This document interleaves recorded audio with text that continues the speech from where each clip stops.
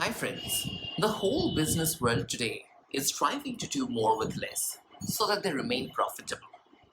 Imagine a company that is under tremendous pressure from its investors to increase their return on investments.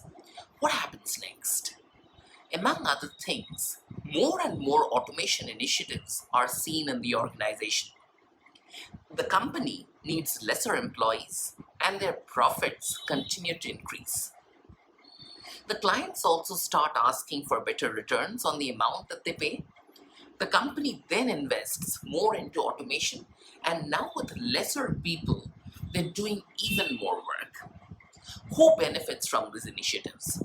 The company leadership, the limited number of employees that are there in the organization, the clients, the investors. It seems like a happier world, doesn't it? What is often missed out in this is the same amount of work is done by lesser people, and therefore at least some people are out of jobs. The argument could well be that these people that are out of jobs are probably doing other jobs. Touche. Imagine a world where there are no teachers in the classroom anymore. The entire business is with online learning institutes.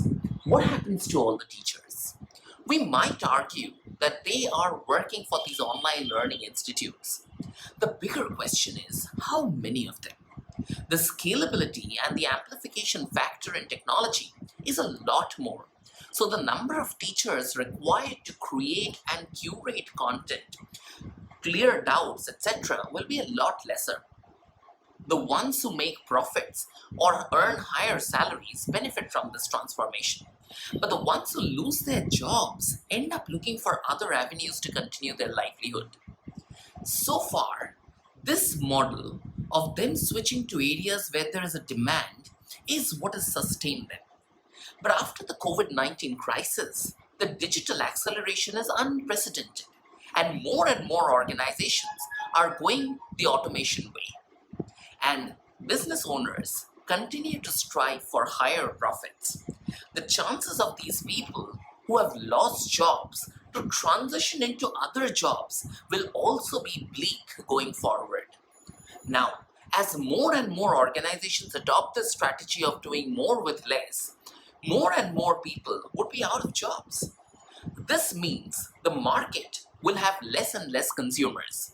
This will in turn lead to lower prices. People will start getting back to basics. Who then will these profit-seeking organizations sell to?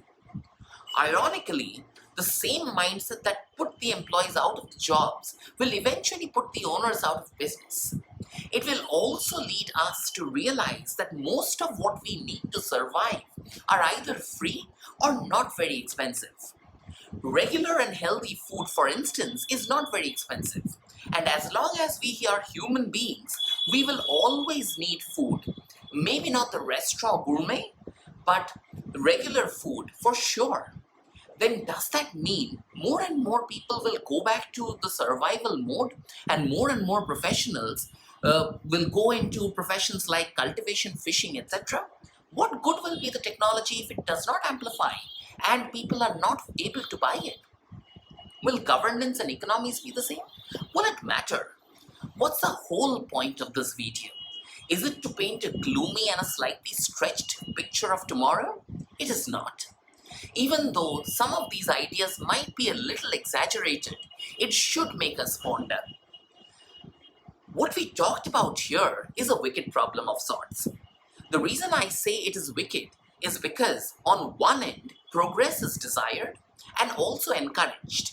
Businesses exist to make profits, but at this stage and at some stage, this drive to make profits creates dents, which in turn tends to be detrimental to the businesses that manufactured the situation in the first place. By having a more holistic systemic view and by triggering our imagination towards what ifs, we will start or maybe even stop doing a few things that we are doing today and in turn save ourselves from a gloomy future. Let's think about this.